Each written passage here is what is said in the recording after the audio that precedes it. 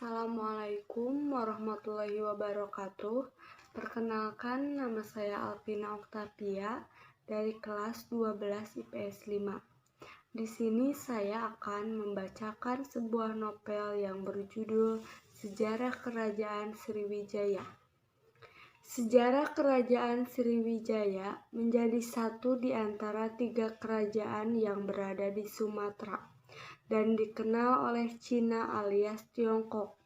Sejarahnya dapat diteladani dan menjadi inspirasi pemersatu Indonesia. Sriwijaya, kerajaan yang menjadi kerajaan nasional dan maritim pertama sebelum ada ide menyatukan Nusantara. Latar belakangnya, sejarah kerajaan Sriwijaya yaitu didirikan pertama kali pada abad ke-7. Raja pertama bernama Dapuntahiang. Bukti fisik berupa kronik berita Cina memberikan bahwa pada tahun 682 Masehi atau abad ke-6 ada seorang pendeta Buddha dari Tiongkok ingin memperdalam agamanya di tanah India. Sebelum keberangkatan resmi, ia harus menguasai bahasa Sanskerta. Karena itulah pendeta bernama Aisting. Dulu dia mempelajari selama 1 tahun di Sriwijaya. Ternyata pada zaman dulu Sriwijaya menjadi pusat keagamaan di kawasan Asia Tenggara. Bahkan Aisting berhasil menerjemahkan kitab-kitab agama Buddha ke bahasa nenek moyang. Setelah mempelajari secara mendalam agama Buddha di Sriwijaya. Bukti yang kedua, teori awal pendirian kerajaan Sriwijaya di abad ke-7. Prasasti peninggalan kerajaan Sriwijaya dinamakan Kedukan Bukit, memiliki angka 683 Masehi. Di tahun tersebut, Sriwijaya dipimpin oleh seorang raja, Dapuntahiang, sedang berusaha memperluas wilayah. Ia menyiapkan tentara berjumlah 20.000 orang. Penaklukan ini setelah 8 hari bertempur di medan perang.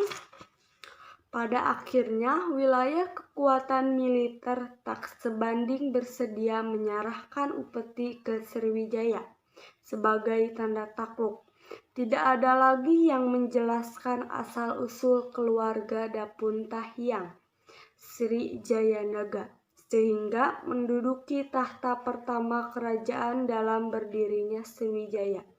Ada 11 raja yang silih berganti mengurus negara internasional ini. Nantinya nama Sriwijaya artinya kemenangan yang mulia benar-benar terwujud. Setelah Dapuntahiang berhasil meraih kesuksesannya bersama 20.000 pasukannya, ada sebuah prasasti yang ditemukan di Pulau Bangka. Prasasti Kota Kapur adalah nama prasasti yang menyebutkan keinginan Dapuntahiang meneruskan ekspedisi ke Jawa. Dan prasasti yang berangkat tahun 686 Masehi itu menjadi bukti sejarah berhasilnya Sriwijaya menaklukkan Jawa yang saat itu dikuasai Kerajaan Tarumanegara. Prasasti-prasasti lainnya yang menjadi peninggalan Kerajaan Sriwijaya menggunakan bahasa Melayu kuno dan berhuruf Pallawa. Masa kejayaan Kerajaan Sriwijaya mencapai puncak pada abad ke-7 dan ke-8. Raja yang terbesar pada masa Sriwijaya adalah Balaputra Dewa. Sejak pemerintah Dharmasetu Sriwijaya membangun kerajaan yang paling besar dengan armada lautnya yang kuat, Sriwijaya menguasai jalur perdagangan. Hal ini dikarenakan 1. Letaknya strategis, 2. Sriwijaya menguasai Selat Malaka Sunda, Semenanjung Malaka dan Tanah Genting sebagai pusat perdagangan. 3. Melimpahnya hasil bumi Sriwijaya atau disebut rempah-rempah emas. Kejayaan Sriwijaya terlihat pada bidang agama, menjadi pusat agama Buddha Mahayana di kawasan Asia Tenggara. Nama guru tersebut yaitu Sakyakirti. Keruntuhan kerajaan Sriwijaya, ada banyak faktor yang menyebabkan berhentinya